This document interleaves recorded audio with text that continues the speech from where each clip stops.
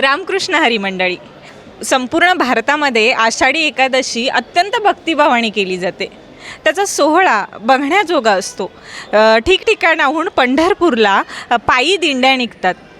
तो सोहळा म्हणजे जणू स्वर्गच असं त्याचा उल्लेख केलेला आहे. या आषाढी एकादशीला संपूर्ण भारतात सर्वजणच लहानांपासून थोरांपर्यंत एकादशीचा उपवास करतात. हा उपवास का करतात? नेमकी त्यामागची आख्यायिका काय आहे? आपल्या भारतीय संस्कृतीमध्ये अनेक शास्त्रीय कारणं आहेतच, पण एक आख्यायिका देखील सांगितली आहे.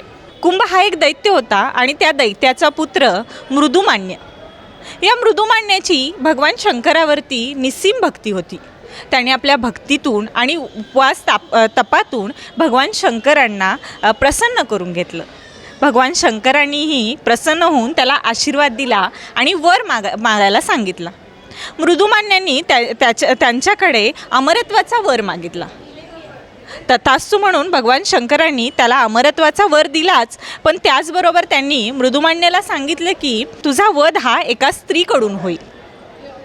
मृदुमान्याने आपला वर मिळाल्याबरोबर सर्व देवदेवतांवरती आक्रमण करायला सुरुवात केली.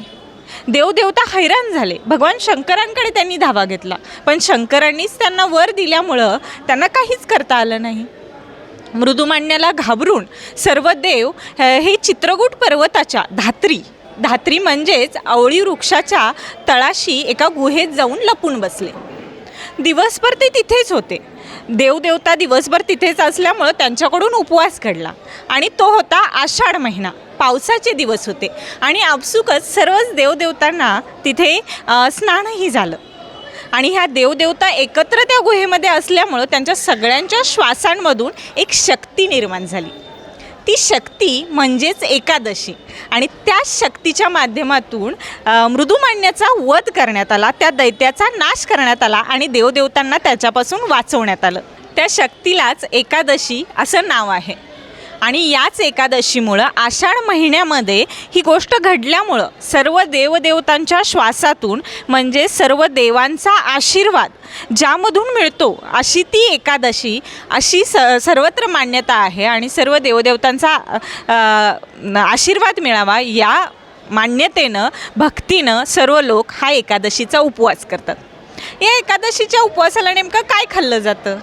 साबुदाण्याची खिचडी असेल, साबुदाण्यांपासून बनवलेले अनेक पदार्थ, साबुदाणा वडे असतील, थालीपीठं असतील, अशा अनेक पदार्थांचं सेवन केलं जातं. त्याचबरोबर फलाहार घेतला जातो. वरीच्या तांदळाचा भात खाल्ला जातो. शेंगदाण्याची चटणी खाल्ली जाते.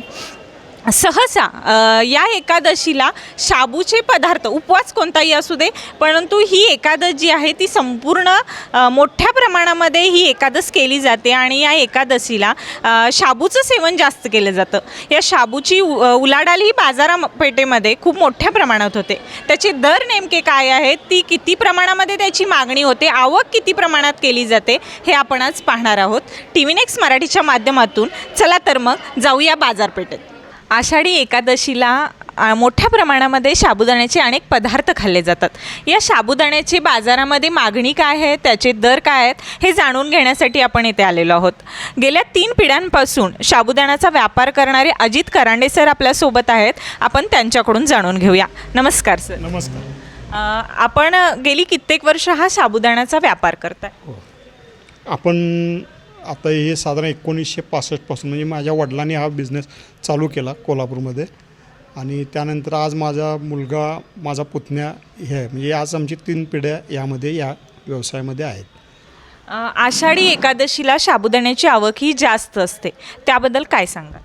आषाढी एकादशी हे कसं होतं, साबुदाण्याचा खाण्याचा सीझन आषाढी एकादशीपासून चालू होतो. आषाढी झाले लगेच श्रावण झालं की लगेच नवरात्रानंतर परत दिवाळीनंतर कार्तिक एकादश येते. कार्तिक एकादश झाली की मार्गशीर्ष महिना येतो आणि तिथंपर्यंत साबुदाण्याचा हा खप चालू राहतो. साधारण मार्च एप्रिलमध्ये साबुदाण्याचा खप आपल्या उपवासाचा पिरियड काय नसल्यामुळे थोडा कमी असतो. हा जो साबुदाणा आहे तो आपण कुठून मागवता, कशा पद्धतीनं तो साबुदाणा तयार केला जातो? आपण हा साबुदाणा पूर्ण सेलमहून मागवतो. सेलम तामिळनाडू राज्यामध्ये आहे आणि साबुदाण्याचं पूर्ण प्रोडक्शन हे सेलमच्या जिल्ह्यामध्येच होतं, बाकी सेलमच्या बाहेर कुठेही होत नाही. तिथं आपण चांगल्या प्रतीचा साबुदाणा चांगल्या फॅक्टरीवाल्याकडून बनवून घेतो, म्हणजे स्वतः आम्ही त्याच्यात लक्ष घालून क्वालिटी बनवून घेतो आणि तो इकडं आणून आम्ही विक्री करतो आणि आमच्या स्वतःच्या ब्रँडच्या नावाखाली तो आम्ही विक्री करतो. शहरामध्ये किती प्रमाणामध्ये साबुदाणा विकला जातो आणि त्याचे दर काय आहे? आता साबुदाण्याचे एक दर गेल्या 2 वर्षापासून कमीच आहेत. म्हणजे इतर म्हणजे इतर ज्या वस्तू आहेत, म्हणजे आता बाकी डाळी वगैरे ह्या हिशोबाने जर अभ्यास केला तर साबुदाणे दर गेले 2-3 वर्षे कमी आहेत. कारण 2-3 वर्ष प्रचंड प्रोडक्शन झालेलं आहे. त्यामुळं सतत गेल्या वर्षी दर कमी झाले, यावर्षी दर कमी झालेत आणि माझ्या हिशोबाने पुढच्या वर्षी दर असेच ह्या लेवल, म्हणजे आता साधारण होलसेलचा दर आज आमचा 47-48 रुपये चांगल्या क्वालिटीच्या साबुदाण्याचा आहे. आणि सर्वात म्हणजे टोटली एक हायजेनिक क्वालिटीचा आमचा एक KB स्नो व्हाईट म्हणून येतो, त्याचा आज होलसेलचा दर 54 रुपये साधारण किलो आहे. आपल्याकडचा साबुदाणा कोणकोणत्या ठिकाणी पाठवला जातो? बऱ्यापैकी आम्ही कोल्हापूर जिल्हा सगळा कवर करतो आहे, काही सांगली जिल्ह्यातही जातो आहे, पण कोल्हापूर जिल्हा पूर्ण आपला कवर होतो आहे. कारण कसं होतं आहे, आम्ही सगळीकडे पोचण्यापेक्षा हल्ली आता व्यापार खुला झाल्यामुळं काही ठिकाणी बाहेर तिकडं सेलर म्हणून डायरेक्ट साबुदाणा या लागले, पण क्वालिटीच्या ह्याच्यामुळं आमच्या आजही ह्याच पद्धतीने विक्री टिकून आहे. साबुदाण्याची नेमकी मुदत, एक्सपायरी डेट जी आपण म्हणतो, ती काही अशी ठराविक असते का आणि ती कशी ओळखावी? नाही, साबुदाण्याला एक्सपायरी नाही आहे, पण आज आता फूड अँड ड्रग्सच्या नियमानुसार काही वस्तूंचं एक लेबलिंग आपण 1 वर्ष प्रोडक्शन असं म्हणून लिहितो, पण साबुदाण्याला काही होत नाही. तुम्ही वर्ष ठेवा, 2 वर्ष ठेवा, 4 वर्ष ठेवा, काही होत नाही. थोडासा त्याचा कलर कमी होईल, पण त्याच्या क्वालिटीमध्ये काही फरक पडत नाही. हा साबुदाणा नेमका तयार कसा होतो, त्याची प्रोसिजिंग जरा आमच्या प्रेक्षकांना सांगा. साबुदाण्याचं प्रोडक्शन हे सेलम जिल्ह्यामध्ये जसं आपल्याकडं जशी ऊसाची लावण होते त्याच पद्धतीने त्याच बल्क आयटममध्ये साबुदाण्याचे तिकडं प्रोडक्शन लावण होते. साबुदाण्याचे हे रूट्स असतात जमिनीमध्ये, म्हणजे आपले जसं उपवासाला पण रताळ्याचं हे असतं ना, त्या पद्धतीचे पण मोठ्या साईजमध्ये जमिनीमध्ये रूट्स लावलेले असतात. त्याचं वर फक्त झाड असतं, एरंडासारखं ते झाड दिसतं पण जमिनीमध्ये, आणि ते जमिनीतून काढून तो रूट आहे तो जमिनीतून काढून प्रोसेससाठी फॅक्टरीमध्ये नेला जातो. तो पूर्ण वॉश केला जातो, त्याच्यावरचे साल काढली जाते, जी काळी लाल साल असते काढली जाते, आणि पूर्ण व्हाईट गर जो असतो तो ग्राइंड केला जातो. त्याचा एक प्रकारचा लगदा म्हणजे एक प्रकारचा असा हे तयार करून त्याला मॅश करून आपण स्टार्च तयार केला जातो आणि त्याच्यापासून गोळ्या बनवल्या जातात. झिगझॅग मशीन टाईपचे मशीन्स असतात आणि हल्ली प्रोडक्शन एकदम म्हणजे उच्च प्रतीचं झालेलं आहे. आधुनिक पद्धतीने सगळं प्रोडक्शन व्हायला लागलं आहे आणि त्या गोळ्या परत स्टीम देऊन वाळवल्या जातात. पूर्वी हेच मॅन्युअल केलं जात होतं आणि त्या गोळ्या उन्हामध्ये नॅचरल वाळवल्या जातात, पण ते हल्ली मजूर मिळत नाहीत. असं क्लायमेट आणि आधुनिक मशिनरी आल्यामुळे काय वाळवण्याची काही अडचण नाही, त्यामुळे 12 महिने प्रोडक्शन चालू आहे. ह्या साबुदाण्याचे काही प्रकार आहेत का? साबुदाण्यामध्ये प्रकार येतात. साधारण 3 प्रकारचा साबुदाणा येतो. एक लो क्वालिटीचा, म्हणजे हा साबुदाणा जेव्हा आमचा तयार होतो त्यातून एक वेस्ट टाईपचा जो मटेरियल निघतं त्याच्यापासून एक क्वालिटी तयार होते, तर ते 3rd क्वालिटी म्हणून तो, पण आपल्या भागात तो शक्यतो चालत नाही. म्हणजे एक जनरल त्याला नाव पडलेलं की स्पेशल क्वालिटी असं त्याला म्हणतात. म्हणजे स्पेशल मीन्स 3rd क्वालिटी. आपण स्पेशलचा अर्थ स्पेशल असा धरून तसं नाही. तिथं सेलममध्ये स्पेशल म्हणजे 3rd quality. Milk white is 2nd quality, म्हणजे जो जनरल सगळीकडे चालतो. आणि सुपरफाईन हा एक 3rd क्वालिटीचा, पण त्याचं प्रोडक्शन फार नगण्य आहे आणि थोडे त्याचे दरही कॉस्टली राहतात. म्हणजे प्रोडक्शनच्या पूर्ण नॅचरल उन्हामध्ये वाळवून करावं लागतं आणि हल्ली प्रोडक्शन कॉस्ट परवडत नसल्यामुळं त्याचे दर थोडे चढ राहतात. पण जनरली मिल्क व्हाईट क्वालिटी सर्व स्पीडमध्ये चालते. आपण सध्या पाहिलं की आषाढी एकादशीला जो काही साबुदाणा लागतो त्या साबुदाणे तयार कसा होतो, तो कुठून येतो आणि आपल्या कोल्हापूर शहराला तो कशा पद्धतीनं पुरवला जातो, त्याचबरोबर त्याचे दर काय आहेत हे आपण जाणून घेतलंच. पण हा साबुदाणा उपवासाला का लागतो, तर त्यामध्ये कार्बोहायड्रेटचं प्रमाण जास्त असतं, जे की आपल्याला शरीराला जी काही ऊर्जा लागते त्या ऊर्जेसाठी ते उपयुक्त असतं. त्याचबरोबर त्यामध्ये असलेली प्रथिनं असतील, कार्बोहायड्रेट्स असतील, फायबर्स असतील, यामुळे आपल्याला दिवसभर आपली पचन जी काही आपण उपवास करतो त्यामुळे आपल्याला ते एक पोट दम धरून राहतं असं म्हणतात. त्याच्यासाठी हा साबुदाणा जड अन्न असल्यामुळं आपल्याला दिवसभर भूक लागत नाही आणि याच कारणामुळं असेल की साबुदाण्याला हा आपण उपवासाला अत्यंत आवडीने खातो. शाबूपासून बनवलेली खिचडी, यामध्ये खिचडी बरोबर आवडीने साबुदाण्याचे वडे सर्वजण खातात.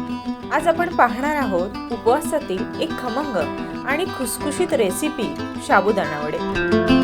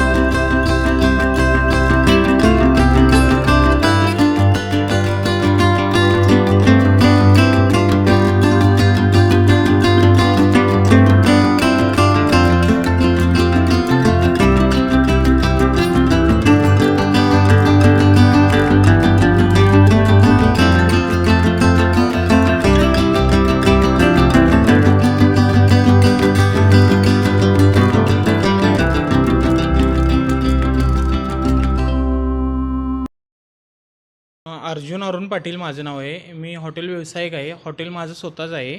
एकादशी निमित्त आम्ही लोकांसाठी प्लेन चिप्स, तिखट चिप्स, राजगिरा लाडू, शाबू चिवडा, बटाटे चिवडा, शाबू खिचडी, शाबू वडे हे सुद्धा असतात. आणि एकादशी निमित्त भरपूर ग्राहक असतात. 10-15 किलो शाबू आम्ही कच्चे भिजवतो, त्यापासून शाबू चिवडा, बटाट्याचे शाबू वडे, त्यानंतर शाबू खिचडी तयार करतो. शाबू खिचडीचा एक प्लेटला 20 रुपये आहे आणि वेपर्स 10 रुपये आहे, चिवडा 20 रुपये आहे आणि शाबू खिचडी आणि ते 40 रुपये आहे प्लेट. शाबू वड्याचा दर 40 रुपये आहे. एका प्लेटला 2 येतात आणि चटणी येते त्याला. चटणीमध्ये दही आणि कोथिंबीर, खरडा मिरचीचा हे असतो आणि साखर आणि मीठ. माझं नाव तानाजी तुकाराम पाटील, मुक्काम पोस्ट कळे, तालुका पन्हाळा, जिल्हा कोल्हापूर. आता शाबूचा दर सरासरी 60 रुपये ते 70 रुपये शाबूचा दर आहे. वरी तांदूळ साधारण 100 रुपये ते 110 रुपये आहे. राजगिरा लाडू साधारण 10 रुपये ते 20 रुपयेपर्यंत पाकिट आहे. याची मागणी भरपूर असते, कारण का आपल्या हिंदू धर्मात आषाढी एकादशीला फार मोठं महत्त्व आहे. त्यामुळं सर्वच घरी लोक उपवास करतात, त्यामुळं मागणी प्रचंड असते आणि दर ह्या वर्षी जरा शाबूचा वगैरे टिकून आहे. आषाढी एकादशी निमित्त फलाहारही घेतला जातो उपवासासाठी. आपण सध्या फळ विक्रेते आपल्यासोबत आहेत, त्यांच्यासोबत आहोत. आपण त्यांच्याकडून जाणून घेऊया की आषाढी एकादशीला फळांची मागणी कशी असते आणि ते कोणकोणती फळं विकतात. नमस्कार. नमस्कार, मी सोनाजी पाटील. सर्व वारकरी भक्तांना आषाढी एकादशीच्या हार्दिक हार्दिक शुभेच्छा. आज आषाढी एकादशी आहे आणि फलाहार म्हणून केळी असतील किंवा अनेक फळांची मागणी असते, ती कशा पद्धतीनं असते? सर्वसाधारणपणे इतर दिवशी आम्ही रोज 8 ते 10 कॅरेट केळी विकतो. आषाढी एकादशीनिमित्त हीच मागणी जवळपास दुप्पट ते तिपटी प्रमाणात वाढत असते. आणि सध्या केळीचं म्हणाल तर सफरचंद वगैरे इतर फळांचे भाव साधारणपणे 300 रुपयाच्या दरात म्हणजे भिडलेले आहेत, गगनाला भिडलेले आहेत. केळी असं एकमेव फळ आहे की जे सर्वसाधारण सामान्य माणूससुद्धा आवडीने खातो आणि ते त्यांना परवडण्यासारखं आहे. दरवर्षी आमच्याकडून एक सामाजिक गावातील काही सामाजिक संस्था आहेत, भागातील आहेत, एक 10-20 कॅरेटपर्यंत केळं आमच्याकडून होलसेल दरात देतात आणि आम्ही पण या दिवशी या कॅरेटमध्ये कोणत्याही प्रकारचं पैसे नाही मिळतात, ज्या दरात खरेदी करतो आहे ना नफा ना तोटा तत्वावर आम्ही ती त्यांना केळं देत असतो आणि जेवढी शक्य होईल तेवढी आमच्या मार्फत विठ्ठल भक्तांची सेवा करण्याचा प्रयत्न असतो. तरी साधारण 1 डझन केळीचा दर काय आहे आणि आपण कॅरेटप्रमाणे केळी घेतो, त्या केळींची मागणी कशी असते, ती किती प्रमाणात मागवावी लागते? सर्वसाधारणपणे केळीचा दर हा 30 रुपयेपासून ते 50 रुपये म्हणजे सर्वसामान्यांच्या खिशाला परवडेल इतका असतो. सरासरी आपल्याला रोज इतर वेळी 8 ते 10 क्रेट केळी लागतात आणि आषाढी एकादशी दरम्यान आपल्याला हाच आकडा 20 ते 50 क्रेटपर्यंत असतो. हा आमचा फळाचा परंपरागत व्यवसाय आहे. गेल्या 2 ते 3 पिढ्यांपासून हा आम्ही व्यवसाय करत आलेलो आहे. इतर दिवशीपेक्षा एकादश असू दे किंवा संकष्टी असू दे अशा वेळी केळीचं विक्रीचं प्रमाण हे डबल झालेलं आपल्याला जाणवतं. आषाढीची वारी आहे माझ्या घरी आणिक न करी तीर्थरथ. या आषाढी वारीला अनन्यसाधारण महत्त्व असल्याचं आपल्याला पाहायला मिळालं. या आषाढी वारीला जो एकादशीचा उपवास केला जातो त्या उपवासाला फलाहार असेल, त्याचबरोबर शाबूची मागणी काय आहे, बाजारपेठेमध्ये कशा पद्धतीनं उलाढाल केली जाते, यासाठी आपण साबुदाणा विक्रेते असतील, त्याचबरोबर हॉटेल व्यावसायिक असतील, किराणा माल दुकानदार असतील, या सर्वांचीच भेट घेऊन माहिती जाणून घेतली. अशीच माहिती जाणून घेण्यासाठी TV नेक्स्ट मराठीला पाहत रहा. TV नेक्स्ट मराठीसाठी मी ऐश्वर्या पाटील, कोल्हापूर.